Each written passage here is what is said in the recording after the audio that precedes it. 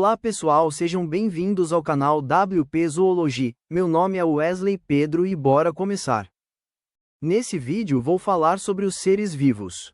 Seres vivos são organismos que reúnem características indispensáveis que permitem distingui-los dos seres não vivos. Uma das características mais marcantes é a presença de células na estrutura dos seres vivos. Todos os seres vivos, com exceção dos vírus, são constituídos por células, seja apenas uma, seres unicelulares, ou mais células, seres pluricelulares. Costumamos ouvir que os seres vivos nascem, crescem, reproduzem e morrem. Entretanto, existem características ou funções fundamentais que em conjunto podem definir aquilo que chamamos de vida. Vamos falar das seguintes características dos seres vivos a seguir. Organização celular. Os seres vivos são formados por células. Eles podem apresentar uma célula, seres unicelulares, ou várias células, seres pluricelulares. As células são estruturas altamente organizadas e funcionam coordenadamente. Nos seres multicelulares, células semelhantes se combinam para formar os tecidos, que participam da construção dos órgãos.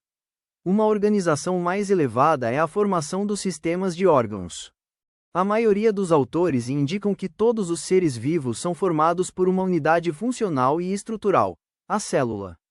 De acordo com a estrutura celular, os organismos vivos podem ser simples, como bactérias, ou complexos, como os seres humanos. Os vírus são considerados por muitos estudiosos como seres vivos, mas são os únicos que não possuem células. Composição química.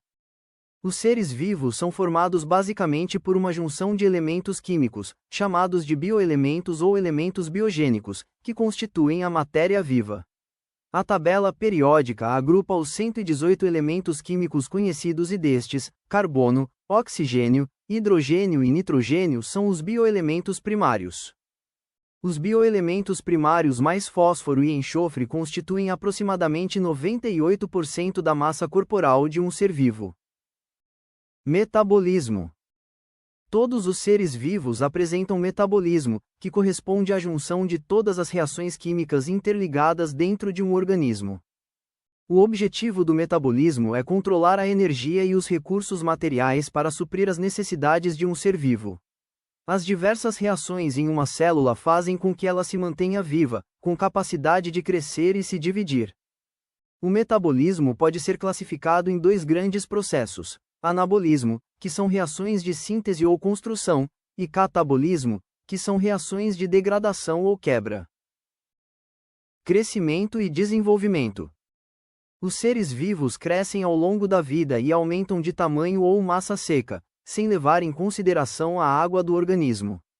Consequentemente, o número de células no organismo aumenta. O crescimento e o desenvolvimento seguem padrões, que envolvem genética, hormônios, nutrição e metabolismo. As células podem passar por um aumento de volume ou multiplicação que origina novas células. Reprodução. Os seres vivos são capazes de reproduzir e aumentar o número de componentes da sua espécie através de seus descendentes. Essa capacidade de reprodução pode ocorrer de diferentes maneiras, dependendo do organismo. Seres unicelulares duplicam seu material genético e dividem-se, originando células novas a partir de uma célula-mãe. Já os seres pluricelulares apresentam células especializadas em reprodução, que são chamadas de células germinativas reprodutivas. A reprodução pode ser classificada em sexuada, pela união de gametas dos progenitores, ou assexuada, que forma organismos geneticamente idênticos. Hereditariedade. A hereditariedade pode ser definida como a capacidade de transmitir informações genéticas entre os indivíduos de uma mesma espécie para que suas características sejam mantidas de uma geração para outra. Essas informações são transmitidas através de genes, unidades funcionais da hereditariedade, que consistem em fragmentos sequenciados de DNA. Nutrição. Os organismos vivos precisam se alimentar para adquirir nutrientes e energia para sua sobrevivência. De acordo com a nutrição, os seres vivos são classificados em autotróficos e heterotróficos. Os seres autotróficos conseguem produzir seu alimento a partir de materiais sem vida através de processos como por exemplo, fotossíntese e quimiossíntese. Já os seres heterotróficos são nutridos a partir de outros seres vivos, retirando moléculas orgânicas. Processamento de energia. Os seres vivos precisam de uma fonte de energia para sobreviver e realizar as atividades celulares. A respiração celular é uma reação química que ocorre dentro das células e é responsável por liberar a energia absorvida através dos alimentos. Nesse processo, ocorre a quebra das moléculas de nutrientes e a energia liberada é aproveitada pela célula para desempenhar suas funções. Nas plantas, por exemplo, a energia absorvida do sol é transformada em alimento através da fotossíntese. Irritabilidade. Os seres vivos são capazes de reagir a estímulos e detectar alterações no meio em que estão inseridos. Essa característica recebe o nome de irritabilidade. As respostas aos estímulos recebidos podem ser positivas, quando a resposta é dada em direção ao estímulo, ou negativas, para que o ser se afaste do que foi detectado. Sensibilidade é diferente de irritabilidade. A sensibilidade é uma característica exclusiva dos animais, que podem responder de diferentes formas a um estímulo. Movimento. Os seres vivos são capazes de se movimentar, sair de um local ou mudar de posição. Por exemplo, os animais podem percorrer distâncias ao se locomoverem, e as plantas se curvam em direção ao sol. O movimento pode ser perceptível pela movimentação externa, como reação aos estímulos, ou pode ocorrer com as estruturas dentro do próprio organismo. Por isso, o movimento é necessário para a manutenção da vida. Homeostase. A homeostase, interpretada como estado estável, é um mecanismo que garante que as condições internas necessárias para o funcionamento do organismo sejam mantidas constantes. Temperatura e concentração de substâncias químicas são exemplos de fatores regulados nos seres vivos. Evolução e adaptação. A evolução biológica faz parte da adaptação dos seres vivos. Um ser vivo pode passar por um processo de modificação para ajudá-lo a sobreviver no ambiente e dar continuidade à espécie.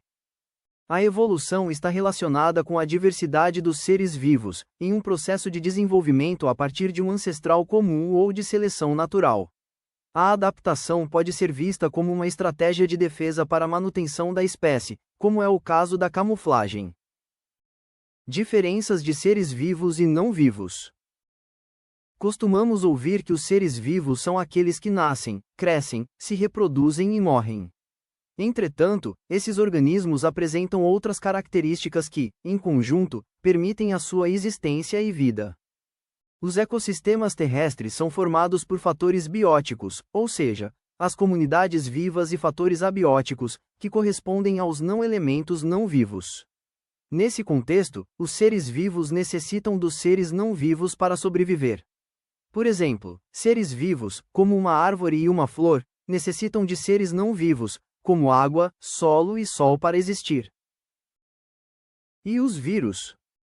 Enquanto alguns estudiosos classificam os vírus apenas como partículas infecciosas, muitos pesquisadores os colocam no grupo de seres vivos por apresentarem material genético, serem capazes de se reproduzir e sofrerem alterações que representam uma evolução. Se inscreve no meu canal e ativa o sininho para não perder os próximos vídeos sobre biologia e compartilha para todos os seus amigos, assim ajuda o canal e a divulgação da ciência. E se inscrevem também no canal secundário, lá o foco principal é gameplays de jogos focados em monstros, animais, dinossauros, alienígenas e dragões. Valeu e até a próxima!